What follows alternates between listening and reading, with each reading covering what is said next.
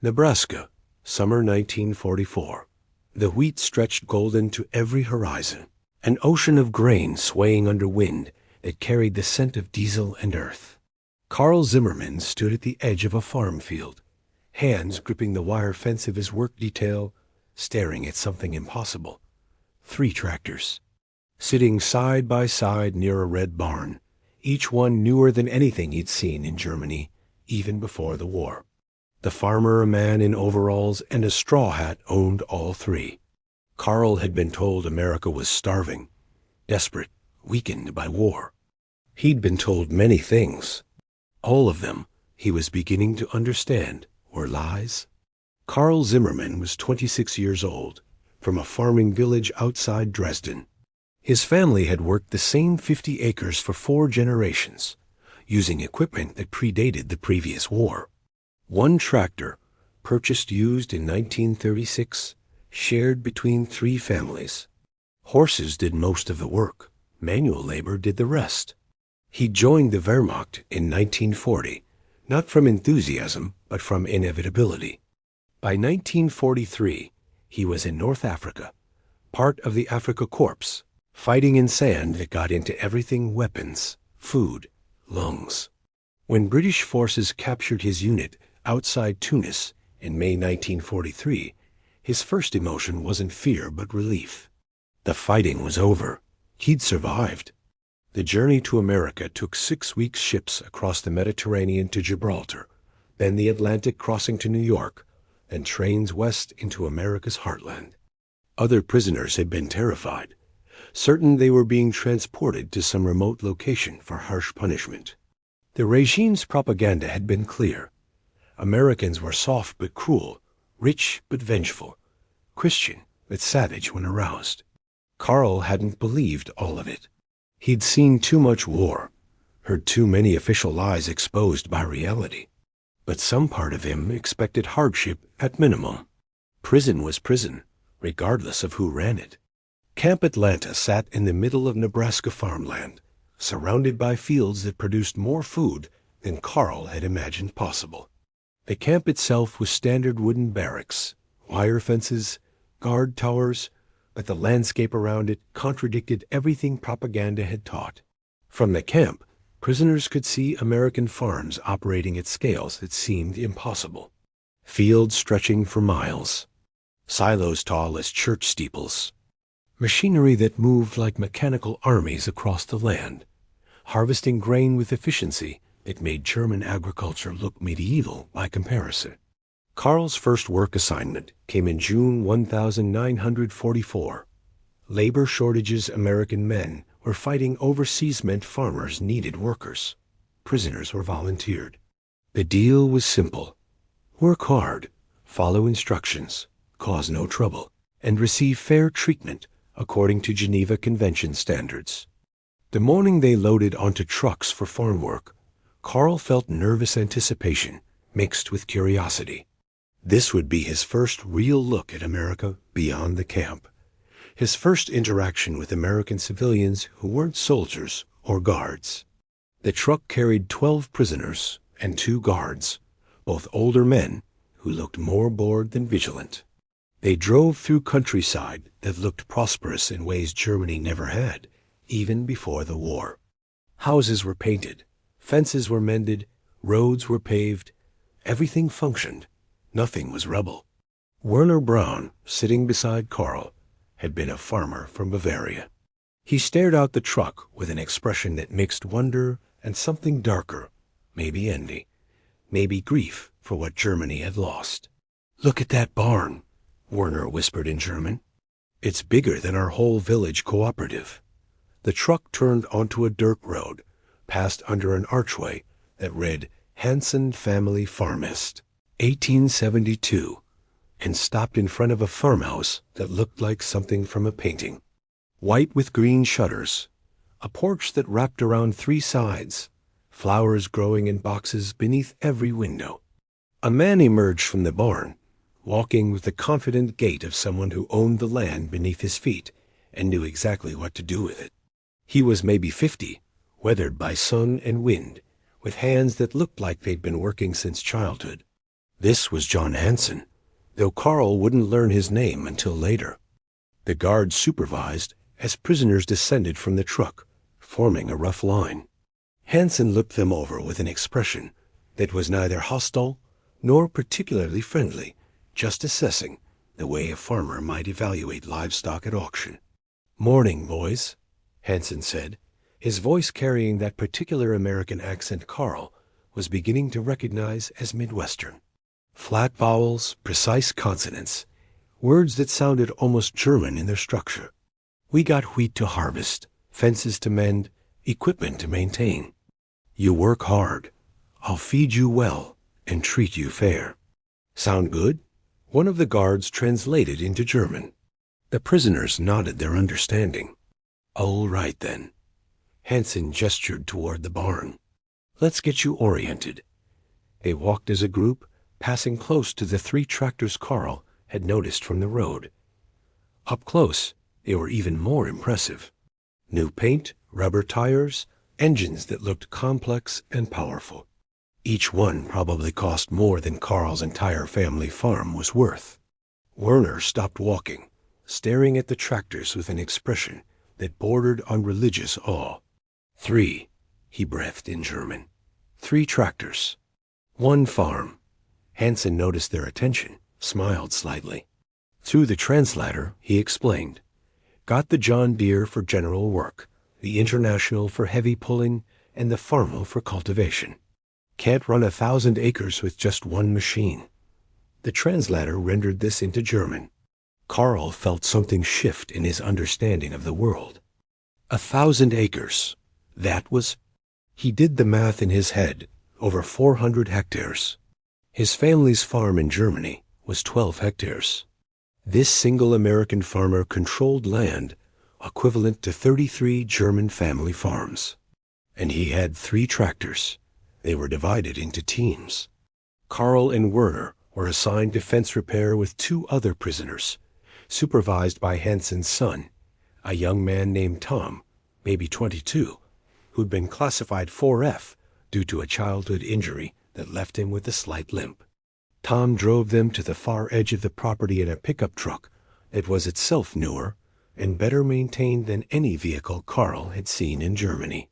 They bounced along dirt roads that cut through fields where wheat stood thick and healthy, golden in the June sunlight. Dad started with 80 acres, Tom said through the translator, making conversation as he drove. That was his inheritance from Grandpa.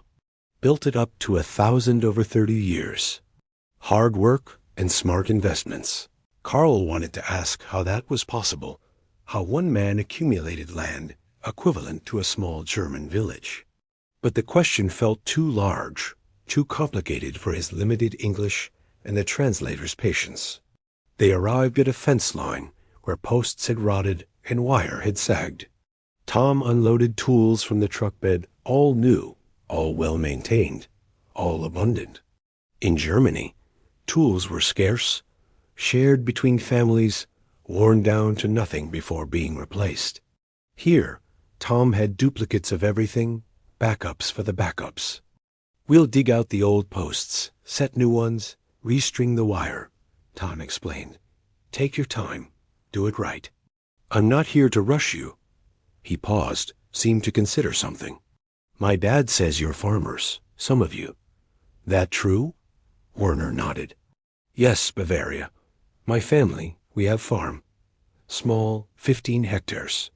Tom's expression showed no mockery, just interest. What did you grow? Wheat, potato, some vegetables. Cows for milk. Werner's English was halting but comprehensible. We work hard. Very hard, but always. Not enough. Equipment old, animals sick sometimes, weather bad. He gestured at the Hansen farm stretching around them. Not like this. This is, I don't know English word. Abundant? Tom suggested. Yes, abundant. Werner tested the word, seemed to like it. In Germany, we are told America is poor. That you starve, that you suffer from war. We are told this many times. Tom looked surprised, then thoughtful. Well, he said slowly, We got rationing, sure. Sugar's tight, meat's controlled, folks make sacrifices. But starving? He shook his head. No, sir. We got more than we need, honestly. They worked through the morning, digging post holes, setting cedar posts that smelled sharp and clean, stretching barbed wire until it sang when plucked. The work was familiar to Carl and Werner, the kind they'd done since childhood. But the tools made it different power augers instead of hand diggers, come-alongs instead of brute strength. Everything easier, faster, more efficient. Tom worked alongside them, not supervising from a distance, but actually laboring. His hands just as dirty, his sweat just as plentiful. This surprised Carl more than the tractors. In Germany, owners didn't work alongside hired labor. There were hierarchies, separations, understandings about who did what. But Tom seemed to think nothing of it. He joked with them through the translator, shared his canteen of cold water, showed them tricks for setting posts straight. He treated them not as prisoners or enemies, but as workers' men doing a job, deserving of basic respect. Around noon, a car arrived, a station wagon, driven by a woman Carl assumed was Tom's mother. She emerged carrying a large basket, waved cheerfully, and started setting out food on a blanket in the shade of an old cottonwood tree. Lunch, Tom called, wiping his hands on his overalls. Come on, boys. Mom never skimps on portions. They gathered around the blanket, and Carl stared at food that seemed impossible in its abundance. Thick sandwiches with real meat, roast beef and ham, not the mystery protein that passed for meat in camp rations. Fresh bread, homemade cookies, lemonade cold from an ice-filled thermos, fresh apples, red and perfect. The woman, Mrs. Hansen, smiled at them through the translator. You boys work hard. You need good food. Don't be shy. Plenty more where this came from. They ate, and Carl felt something like shame mixed with confusion. They were German prisoners, enemies of America, soldiers who'd fought to conquer the world. And this farm family was feeding them homemade lunch like they were welcome guests rather than forced labor. Werner voiced what Carl was thinking. He spoke in German, quiet enough that only the prisoners heard. This doesn't make sense. We were told Americans hate Germans, that they'd treat us cruelly, that we'd suffer in captivity. But this, he gestured at the food, the farm, the family treating them with casual kindness. This contradicts everything. Afternoons brought heat that shimmered off the fields like liquid glass, turning the horizon into something that wavered between real and mirage. They worked steadily, efficiently, falling into the rhythm that farm work demanded, periods of effort punctuated by brief rests, water breaks, the occasional joke that transcended language barriers. By late afternoon, they'd completed the fence line. Tom inspected their work, nodded approval. Good job, boys. You know your way around farm labor, that's clear. He drove them back to the main farm, where John Hansen was working on one of the tractors, the John Deere. Carl noted, recognizing the green paint and yellow wheels that seemed to be the company's signature. Hansen looked up as they approached, wiped grease from his hands with a rag. How'd they do? He asked his son. Real well. Know their business. Fast workers. Hansen studied the prisoners with new appreciation. You boys farmers back home? Werner nodded. Yes, sir. Small farms, but we know work. What kind of equipment you use in Germany? Hansen's question seemed genuinely curious rather than condescending. Werner glanced at Carl, then back at Hansen. Mostly horses, he admitted. Some tractor, very old, shared between families. Not light, ...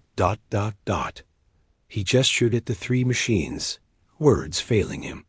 Hansen followed his gaze, seemed to understand what Werner was trying to articulate.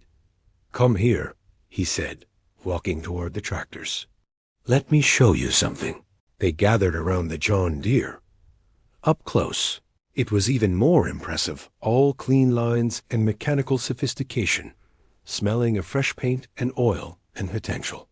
"This here's a Model B," Hansen explained through the translator. "Bought her new in '42. Cost me $870, which is a lot of money, but she pays for herself. Can plow 40 acres in a day with the right attachment. That's work that would take 20 men with horses a week to do." He moved to the International. "This one's for heavy work pulling stumps, breaking new ground, hauling equipment. She's older, bought used in '38, but runs like a dream." Finally, the Farmel. "This beauty's for cultivation running between rows, precision work. Bought her last year with profits from the '43 harvest." Werner asked a question in halting English. "How one man ... afford three? In Germany, one tractor is like ... He struggled for words. "Like whole village saves money together." Hansen considered the question seriously. "Well, son, it's a combination of things. American farms are bigger, so we need more equipment. Banks will loan you money if you show you can pay it back. Government programs help sometimes. But mostly, it's about productivity. Each tractor lets me farm more land, which means more crops, which means more profit, which pays for the next machine. It's a cycle, see? Investment leading to growth, leading to more investment." The translator rendered this into German. Karl listened and felt his understanding of economics shift like tectonic plates grinding together. In Germany, resources were scarce, controlled, rationed. Growth was limited by central planning and ideology. The idea of a farmer taking out a loan to buy multiple tractors, then farming enough land to pay back that loan while still profiting, it seemed almost fantastical. But the evidence stood before him. 3 tractors, all functional, all owned by one farm family. And this farm wasn't unusual, wasn't specially blessed. From the truck, they'd seen other farms with similar equipment, similar abundance, similar prosperity. Can I sit?" Werner asked, gesturing to the John Deere. Hansen smiled. "Sure, climb on up." Werner mounted the tractor like a man climbing onto a throne.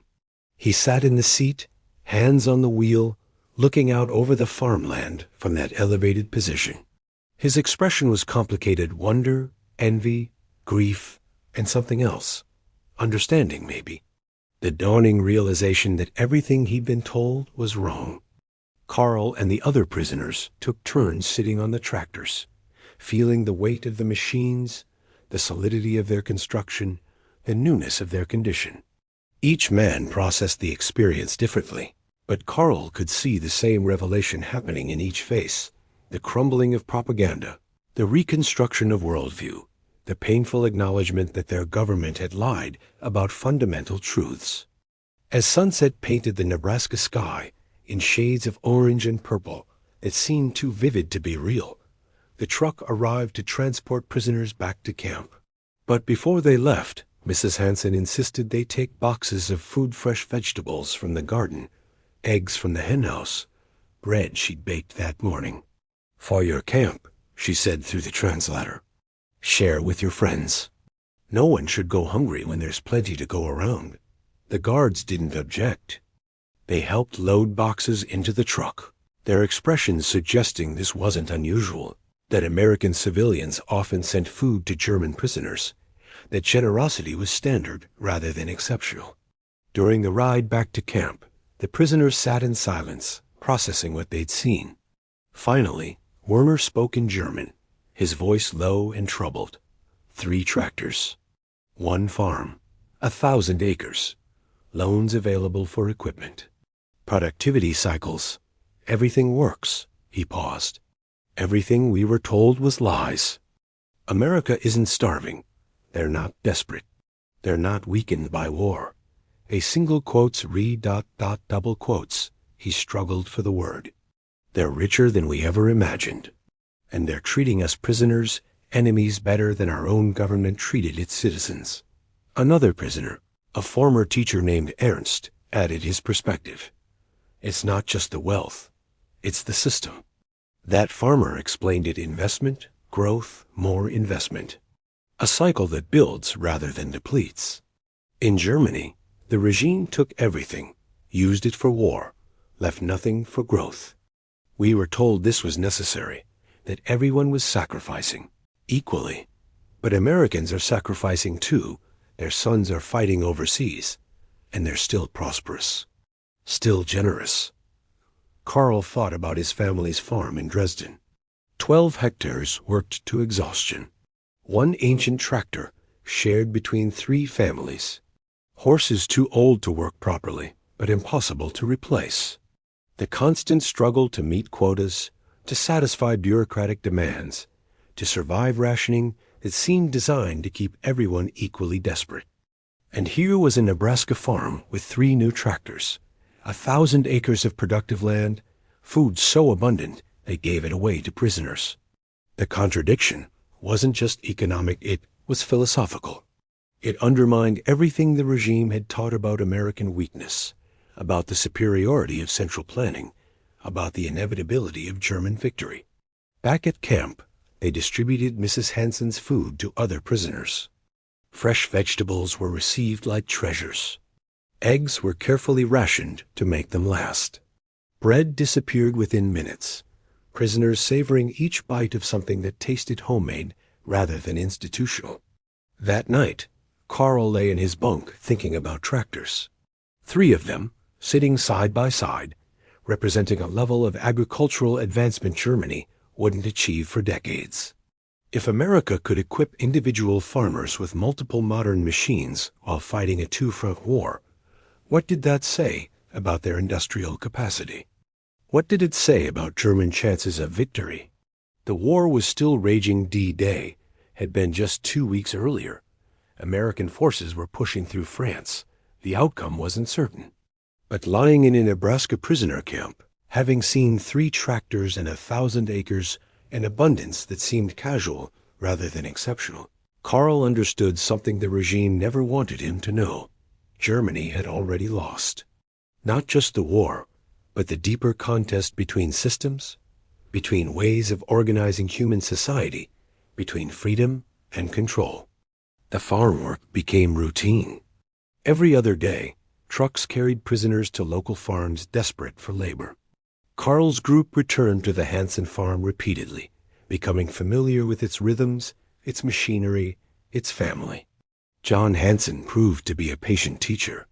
He showed them how to maintain tractors, checking oil, cleaning filters, adjusting carburetors. He explained crop rotation, soil conservation, hybrid seed varieties. He discussed market prices, commodity futures, the economics of farming in a way that treated agriculture as business rather than subsistence. Each lesson was a small explosion in Karl's worldview. The sophistication of American farming wasn't just about having more equipment. It was about systematic application of science and economics to agricultural production. It was about treating farming as something that could be improved through knowledge rather than just endured through labor.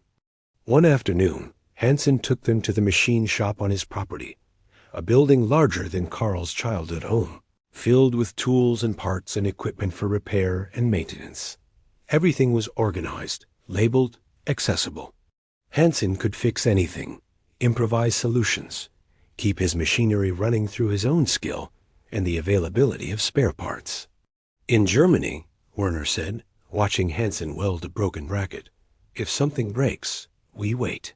Wait for parts, wait for official repair, wait sometimes months. Often, we just work around it, make do without. Hansen paused his welding, lifted his mask. That sounds inefficient. It is, Werner agreed, but efficiency is not priority. Following orders is priority. Meeting quotas is priority. Questioning why things don't work is ... double quotes. He made a gesture suggesting danger. Tom Hansen, who'd been listening, asked a question that seemed to genuinely puzzle him. Why'd you folks follow that government then? If it was so inefficient, so controlling, why not change it? The question hung in the air, heavy and complicated. Ernst, the former teacher, attempted an answer in his careful English. When it starts, it's small changes. Little rules that seem reasonable, then bigger rules. and punishment for questioning rules. Then fear becomes normal, and you forget there was time before fear. He paused. Also, propaganda very strong. We are told we are special, that Germany is great, that our struggles are necessary for greatness. When you hear this every day, from radio, from newspapers, from leaders, from teachers, ... He gestured helplessly. You believe. Or you pretend to believe because not pretending is dangerous. Tom looked troubled by this explanation. But didn't folks know it was lies? Couldn't they see? Some saw, Ernst said. Those people disappeared. Others saw, but stayed silent. Most wanted to believe. Believing is easier than doubting, especially when doubting might cost you everything. Karl watched this exchange and felt grateful Ernst had the English skills to articulate what Karl felt, but couldn't express. The slow seduction of totalitarianism. The way propaganda replaced reality. The human tendency to accept comfortable lies rather than face dangerous truths. And now, here in Nebraska, seeing 3 tractors and abundant harvests and American farmers who owned their land and ran their farms as independent businesses, all of it, was proof that the lies had been exactly that. Lies designed to maintain control, to justify sacrifice, to hide the regime's failures behind manufactured enemies and false narratives. August brought harvest time. The wheat was ready, standing golden and thick, heavy with grain that would feed millions. The Hansen farm became a center of intense activity trucks, arriving to haul grain, workers coordinating harvest operations, machinery running day and night to bring in the crop before weather could threaten it. The prisoners were integrated into this effort, working longer hours, operating equipment under supervision, learning American farming methods through total immersion. Karl was taught to drive one of the tractors, the older International, deemed less critical if a novice made mistakes. The first time he sat in the seat, engine running, feeling power respond to his controls, he experienced something close to euphoria. This machine represented everything his farming background had lacked: power, efficiency, reliability, modernity. John Hansen rode beside him for the first few hours, teaching him the controls, explaining how to read the field, demonstrating the proper technique for pulling the harvesting equipment. Hansen was patient, never angry when Karl made mistakes, always willing to explain again. You're a natural, Hansen said after Karl completed his first full circuit of a field. Got the instinct for it. That's something you can't teach you. Either feel how the machine works with the land, or you don't. The compliment, translated by Tom, who'd been following in the truck, made Karl feel something he hadn't experienced in years. Pride in work well done, appreciation for skill honestly earned, the satisfaction of competence recognized. They worked through sunset and into darkness, powerful lights mounted on tractors turning night into artificial day. The harvest couldn't wait. Too much could go wrong. Weather could turn. Time was critical. Everyone worked, prisoners and civilians side by side, united by the urgency of bringing in the crop. Around midnight, Mrs. Hansen arrived with coffee and sandwiches. They took a break, sitting on the tailgate of a truck, eating and drinking under stars so bright and plentiful they seemed impossible. Karl sat beside Werner, both of them exhausted, both experiencing the profound satisfaction that comes from hard work toward meaningful purpose. Werner spoke in German, his voice thoughtful. I'm going to remember this, he said. When we go home, if we go home, I'm going to remember that farming doesn't have to be suffering, that there are better ways to work land, that machinery and science and proper organization can make agriculture productive rather than desperate. Karl nodded agreement. When the war ends, Germany will need to rebuild. Maybe we can use what we've learned here. Maybe we can help make German farms work like this. If the regime allows it, Werner said darkly. If there's still a Germany to rebuild. There will be, Karl said with more confidence than he felt. Countries survive wars. People rebuild, maybe. Maybe this time we rebuild better, learn from mistakes, create something that works, rather than just something that controls. Ernst, sitting nearby, overheard and joined their conversation. You're talking about revolution, about fundamentally changing how Germany organizes itself. That won't happen easily. There will be people who want to return to old ways, who blame defeat on betrayal rather than on flawed systems. There will be resistance to change. Then we must be the change, Werner said. We who have seen this, who know that better ways exist. We must carry this knowledge home and use it. They sat in silence, watching stars wheel overhead, listening to tractor engines humming across the fields, smelling harvest dust and diesel smoke, and the rich scent of grain being cut and gathered. Each man was thinking about futures uncertain, about homes they might never see again, about the enormous task of rebuilding a nation from ruins. But they were also thinking about 3 tractors, and what those tractors represented. Hope, maybe. The possibility that human ingenuity and freedom could create abundance rather than scarcity. The proof that propaganda lies could be countered by observable reality.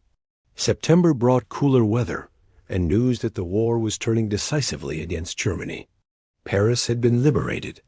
Allied forces were pushing east. The Eastern Front was collapsing under Soviet pressure. It was clear now Germany would lose. The only question was when and how badly. The prisoners discussed this in their barracks, their conversations mixing despair for Germany with relief that the war would end, fear for families back home with hope that surrender might mean reconstruction rather than destruction. One evening, John Hansen asked to speak with Karl, Werner, and Ernst privately.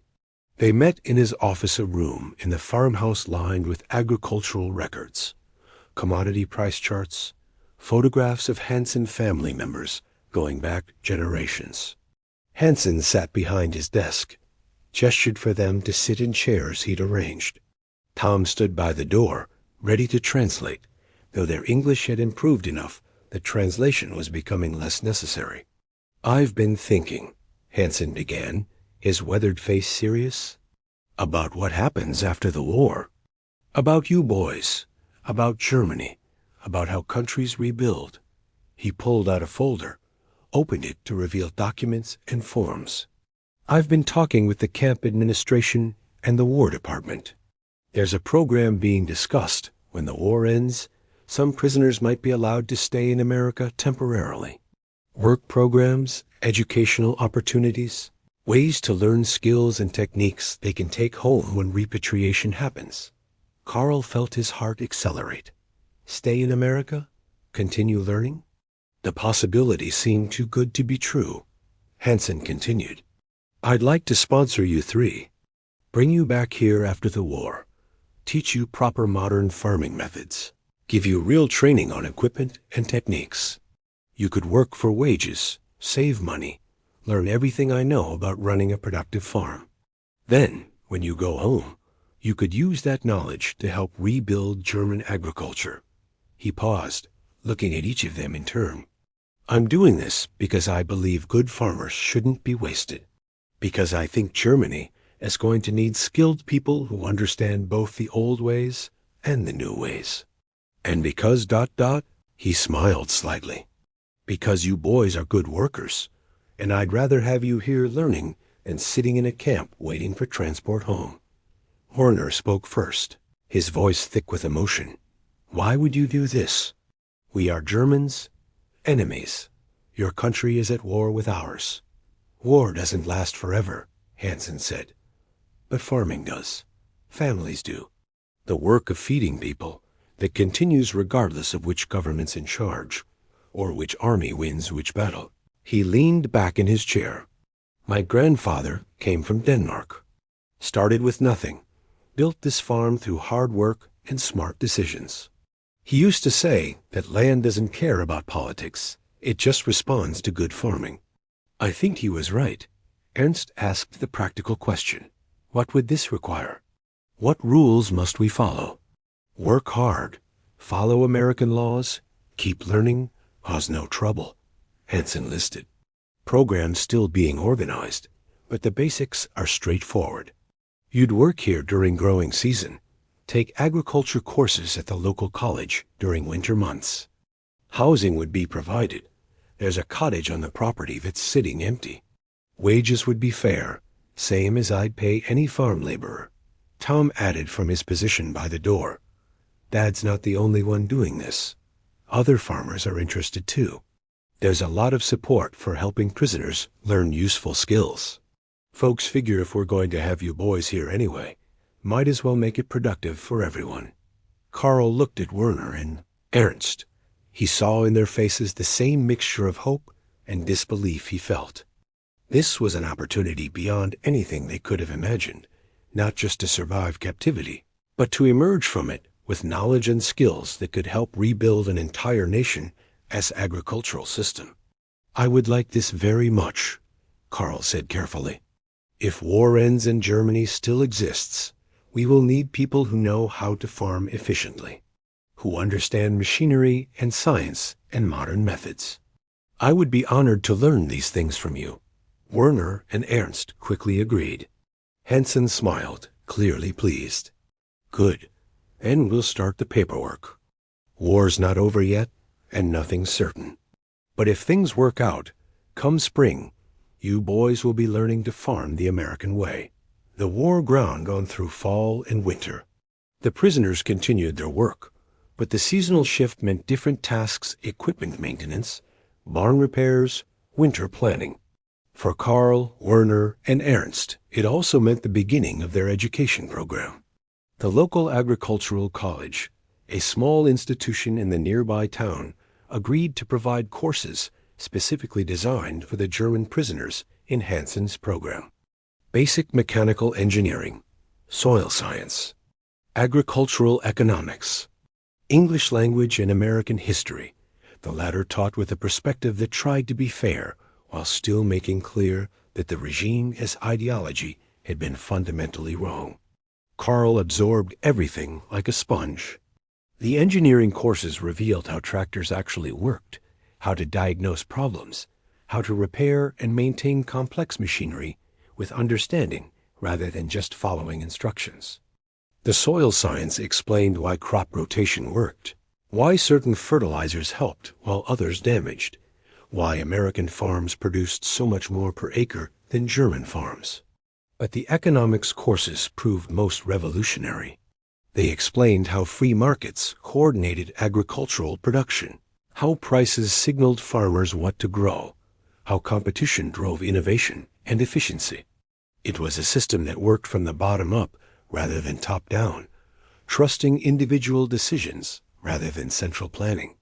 The professor, an older man named Dr. Mitchell, who taught agriculture for 40 years, addressed the German prisoners directly one day. The regime told you that central planning was efficient, that individual freedom led to chaos. But look at the evidence.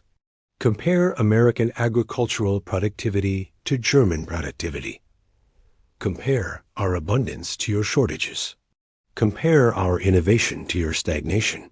The proof is in the results, gentlemen. Freedom works. Control fails. Carl couldn't argue. The evidence was overwhelming. 3 tractors per farm wasn't excess. It was the natural result of a system that rewarded productivity, that allowed farmers to reinvest profits, that trusted individuals to make good decisions about their own land. In the evenings, back at camp, the 3 of them would discuss what they'd learned, trying to understand how these lessons could apply to Germany's eventual reconstruction. We'll face resistance, Ernst predicted. People whose power came from the old system won't want change. People who profited from scarcity won't want abundance. People who controlled through fear won't want freedom. Then we must be patient, Werner said. Work slowly. Demonstrate results. Let success speak louder than ideology. And we must tell the truth, Carl added, about what we saw here. About 3 tractors and 1,000-acre farms and civilian families who treated enemy prisoners with kindness. Truth is more powerful than propaganda when people are finally ready to hear it. April 1945 brought spring planting and news that Germany was collapsing. The war in Europe was clearly ending. Hitler's regime was in its final days. Soviet forces were in Berlin. American and British forces had crossed the Rhine and were racing across Germany from the west. The prisoners received this news with complicated emotions. Relief that the war was ending. Fear for families who might be in battle zones. Grief for a Germany that would emerge from this war shattered and occupied. Uncertainty about what repatriation would mean. But work continued. Spring planting couldn't wait for wars to officially end. The land needed to be prepared. Seeds needed to be planted. The cycle of agriculture demanded its attention, regardless of human drama. Carl now operated the John Deere with the confidence of someone who understood the machine intimately. He could diagnose problems by sound, adjust settings for different soil conditions, maintain proper speed and spacing for optimal planting. He'd become, in the American sense, a skilled tractor operator, someone who commanded valuable expertise and could demand fair wages for that expertise. On May 8, 1945, Germany surrendered unconditionally. The war in Europe was over. The camp gathered to hear the news over the radio. Prisoners stood in silence, listening to announcements in English they now understood, hearing the end of something that had consumed years of their lives and millions of other lives. When the announcement ended, no one cheered. There was no joy in defeat, no celebration in surrender. Just exhaustion, relief, and the heavy knowledge that everything they'd known was ending, that what came next was uncertain. John Hansen visited the camp the next day. He found Karl, Werner, and Ernst and invited them to his office at the farm. They drove there in silence, each man processing the war's end in his own way. In Hansen's office, the farmer poured real coffee, which had become less scarce as the war ended, and sat with them in a circle of chairs. "The war's over," Hansen said, stating the obvious because someone needed to say it. "Germany's occupied now. American, British, French, and Soviet zones. It's going to be complicated, boys. Reconstruction will take decades, but it will happen. Germany will rebuild." He looked at each of them. "The question is, what kind of Germany will be rebuilt? And what role will you play in that rebuilding?" Karl had been thinking about this. "We want to go home eventually, see our families, help with reconstruction. But double, he hesitated, trying to articulate something difficult. "We need to finish what we started here. The learning. We've seen how American agriculture works, but seeing isn't the same as truly understanding. We need more time." Hansen nodded. "The program can continue. Repatriation will take months, maybe years, depending on which zone you're from. The work program has been extended for prisoners who want to stay and contribute to American agriculture. You boys can keep working here, keep learning, keep preparing for when you eventually go home. And when we do go home," Werner said, "we'll bring this knowledge with us. We'll teach other German farmers.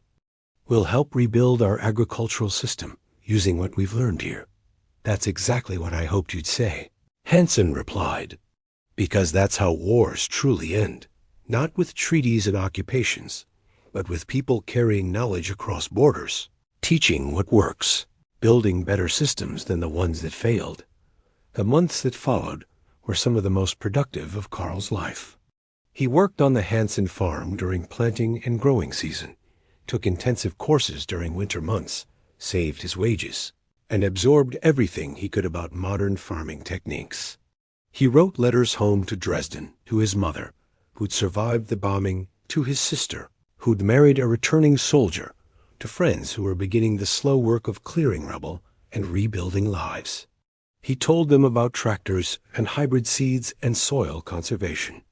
He told them about families like the Hansens who'd shown enemy prisoners that another way of living was possible. By spring 1946, Karl had become something new, not quite American, not quite German anymore, but someone who'd seen both systems and understood the strengths and failures of each. Someone who lived through the worst of human conflict and emerged believing in the possibility of human cooperation. Werner had similar experiences. Though his focus was different, he was fascinated by agricultural economics, by the systems that coordinated production and distribution without central control. He studied market mechanisms, price signals, the invisible hand that Adam Smith had described and that American agriculture demonstrated daily. Ernst, the former teacher, had discovered a passion for agricultural education. He wanted to return to Germany and teach not the propaganda-laden curriculum the regime had mandated, but actual agricultural science, real economic theory, honest history that didn't flinch from Germany as crimes, but also didn't condemn Germans to perpetual guilt. In August 1946, repatriation orders finally came. They would be returning to Germany to the American zone, which would make things easier. They had 30 days to prepare. John Hansen held a dinner at his farmhouse for them, a formal affair with the whole family present. Other farmers who'd employed German prisoners, local officials who'd supported the work program. Mrs. Hansen cooked a feast that rivaled Thanksgiving. People made speeches about reconciliation, reconstruction, the hope that former enemies could become future friends. When it was Karl's turn to speak, he stood with a mixture of nervousness and determination. His English was fluent now, barely accented, confident. 2 years ago, I arrived in Nebraska as a prisoner, he began. I expected prison. I expected punishment. I expected to be treated the way the regime taught us Americans would treat enemies, with cruelty and revenge. He paused, looking at the Hansen family, at Tom and Mrs. Hansen and John himself. Instead, I found 3 tractors. And those 3 tractors taught me more than any book could have. They taught me that abundance is possible when freedom is real.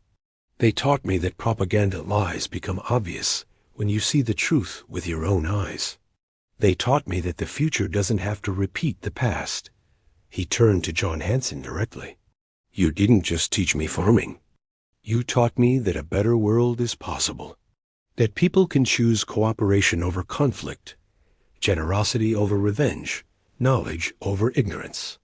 When I return to Germany, I'll carry these lessons with me. And I'll spend the rest of my life trying to build the kind of agriculture, the kind of society, that could produce 3 tractors for a single farm, not because of central planning or forced industrialization, but because of human freedom and ingenuity. Hansen stood and embraced him, which seemed to surprise everyone, including Karl. You're a good man, Karl Zimmermann. Germany's lucky to have you coming home. Germany, 1976. Karl Zimmermann was 58 years old, standing in the courtyard of an agricultural cooperative in what had been East Germany, but was now part of a rebuilt, unified, prosperous German nation. The cooperative owned counted them 15 modern tractors, all maintained in a large workshop that rivaled anything he'd seen in Nebraska. Beside him stood his son, Max, who was 28 and had just completed his doctorate in agricultural engineering. Together, they were touring facilities that represented the culmination of 30 years of patient work to modernize German agriculture. It's impressive, Max said, walking along the line of tractors, each one more advanced than the last. Full hydraulics, enclosed cabs, GPS guidance systems in the newest models. Karl smiled. When I first saw 3 tractors on one American farm, I thought it was impossible wealth. Now looked 15 tractors serving a cooperative of 10 families, and everyone prospers. You helped make this possible, Max said. You and the others who came back from America with new ideas. Father, what was it like? Seeing American agriculture for the first time? Karl thought back to that June day in 1944, to standing at a fence line and staring at 3 tractors that contradicted every propaganda lie he'd been told. It was like waking from a dream, he said finally. Or maybe waking from a nightmare into a dream. Everything I'd been taught was wrong. Everything I'd believed about America, about economics, about how society should function wrong. But you learned, Max said.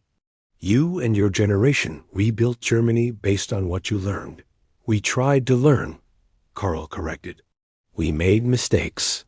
Reconstruction was slow, painful, complicated by occupation and Cold War politics. But yes, we tried to build something better than what had been destroyed. We tried to create abundance instead of scarcity, freedom instead of control, cooperation instead of conflict. They walked to the workshop where young mechanics were servicing equipment with the same casual competence Tom Hansen had displayed 30 years earlier. Karl watched them work and felt satisfaction. This was what he'd fought for after the war, not with weapons, but with knowledge. Not through force, but through demonstration that better systems produced better results.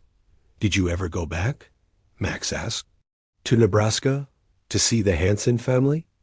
Twice, Karl replied. Once in 1960, once in 1970. John Hansen is retired now, but the farm's still in the family. Tom runs it, has expanded to 1,500 acres, owns 5 tractors now. He smiled at the number. They were happy to see me, to hear how we'd applied what they taught. John said it proved his grandfather's philosophy that farming transcends politics, that good techniques spread regardless of borders. I'd like to visit someday, Max said. See this place that changed your life. You should, Karl agreed. Not just to see the farm, but to understand what it represented. 3 tractors weren't just machines. They were proof that freedom works, that individual initiative creates abundance, that the regime's propaganda was lies designed to maintain control through scarcity. They stood in comfortable silence, watching mechanics work, listening to the sound of engines being tuned and maintained. Everything was efficient, modern, productive. German agriculture had been rebuilt not just with American techniques, but with American principles: decentralization, market coordination, respect for individual expertise. You know what I remember most? Karl said suddenly.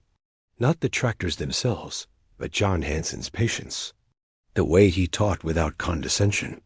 The way he treated enemy prisoners as people worth educating. The way his family shared food with us, invited us to Thanksgiving, saw our humanity when it would have been easier to see only enemies. That's the lesson that mattered most, Max said quietly. Not the agricultural techniques, but the human decency. Both mattered, Karl corrected. The techniques gave us tools to rebuild. The decency gave us reason to rebuild well. To create a Germany that wouldn't repeat the mistakes, that wouldn't allow propaganda to replace truth, that wouldn't sacrifice human dignity for ideological purity. As they walked back to Karl's car, Max asked one more question. Do you think we've succeeded? Have we built the Germany you hoped for? Karl considered this carefully. We've built a better Germany than the one I left. More prosperous, more free, more decent. Is it perfect? No. Human societies are never perfect. But it's better, and that's enough. That's what those 3 tractors taught me, not to seek perfection, but to work persistently toward improvement. To learn from those who do things better. To be humble enough to admit when you're wrong and brave enough to change course. They drove home through countryside that looked prosperous in ways the Germany of 1944 never had. Fields were productive, farms were mechanized, villages were rebuilt and thriving. It wasn't American-level abundance. Germany was a smaller country with different challenges, but it was respectable, sustainable, built on principles that valued human freedom over state control. That evening, Karl wrote a letter to Tom Hansen in Nebraska. He wrote regularly now, maintaining a friendship that had begun in captivity and survived 3 decades of distance and change. Dear Tom, visited an agricultural cooperative today with my son. They have 15 modern tractors serving 10 families. Max was impressed, but I told him about the day I first saw 3 tractors on your father's farm and thought it was impossible wealth. Those 3 tractors changed my life, Tom. They proved that everything the regime taught us was lies. They showed me that abundance was possible, that freedom worked, That the propaganda was designed to hide the regime as failures behind manufactured enemies and false narratives about American weakness. I've spent 30 years trying to apply what your family taught me, building better agricultural systems, teaching the next generation, working to ensure Germany never again chooses propaganda over truth, control over freedom, revenge over reconciliation. Thank your father for me again. Tell him that the patient farmer who taught a German prisoner how to operate a John Deere tractor helped rebuild not just one life but an entire nation as agricultural system. Tell him those 3 tractors were seeds that grew into something much larger than anyone could have imagined. With enduring gratitude and friendship, Karl Zimmermann, he sealed the letter, addressed it carefully, placed it in the outgoing mail. Tomorrow it would begin its journey across the Atlantic, carrying words of thanks from a former enemy who'd been shown a better way. 3 tractors on a Nebraska farm. Such a simple thing. Such a powerful symbol. Proof that propaganda dissolves when confronted with observable reality. That abundance defeats scarcity. That human freedom creates prosperity that no amount of central planning can match. The war had ended 32 years ago. But the peace, the real peace, was still being built, still being maintained, still requiring the daily work of people who remembered what failure looked like and chose to build something better. Karl looked at his bookshelf, where a small photograph held pride of place. The Hansen family farm, taken in 1946 before he left Nebraska. 3 tractors visible beside the red barn, representing everything he'd learned, everything he'd carried home, everything he'd helped rebuild. Those 3 tractors had defeated the regime's propaganda more effectively than any bomb or bullet. They'd shown that the enemy wasn't Americans, it was lies. That the solution wasn't conquest, it was learning. That the future didn't belong to those who controlled, but to those who cooperated, who shared knowledge, who chose generosity over revenge. And that, Karl thought, was worth remembering, worth teaching, worth building a life around.